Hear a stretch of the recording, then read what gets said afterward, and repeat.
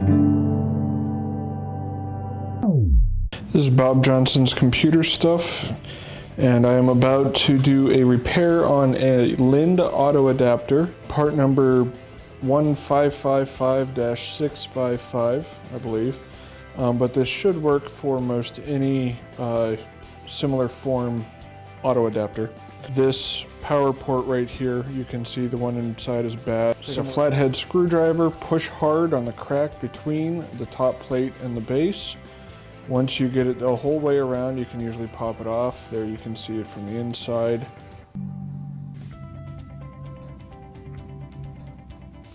Grab that thing with pliers, twist and pull. You'll expose the pins and the internals of the port. Then take your soldering pencil and your tweezers or pliers. Grab each post from the underside, warm it up at the top, twist and pull it out. But it comes right out once you have it warmed up there. I usually do the front, then the side, then the back from the way you're facing. Just seems to come out easiest in that order. Last one there. Always want to clean the tip of your soldering pencil. Got to keep the junk off of it. You can see the closed holes that from the leftover solder. Those have to be cleaned out.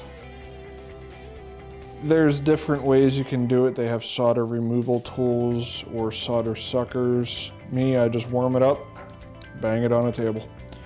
That one didn't come completely clear, but it's got a hole through it. You can clear it the rest of the way out. That one came out pretty clear. You can see the whole way through it.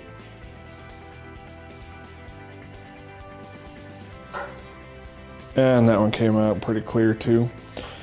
Take a little jeweler's flathead screwdriver, put it in the hole that didn't come completely clear, wiggle it around a little bit. Don't be too forceful, you might damage the socket that the pin goes into. But just take your new AC port, line it up with the holes. There's also 2 holes for feet toward the front of the board.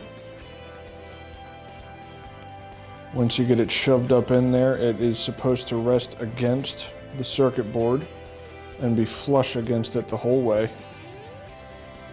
Then you take your non-flux electronic solder. You want to make sure that you don't get pre-flux solder or anything else. Make sure it's specifically for electronics and circuit boards. It'll be very thin like this. Then you heat up the spot, put in the solder. It does take a pretty decent amount of solder. They're pretty big posts, especially the one on the side. It seems to take a good couple inches to fill that one in.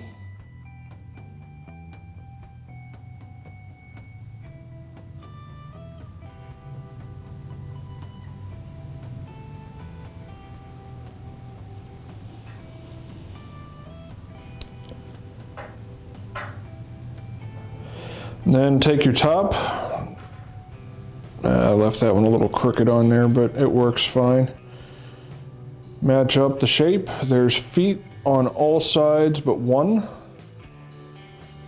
Sometimes you got to push on the feet to get them to go in place, and sometimes you got to wiggle around the connector there to match it up with the hole. But once you do, you can push down on it. I got a plug here.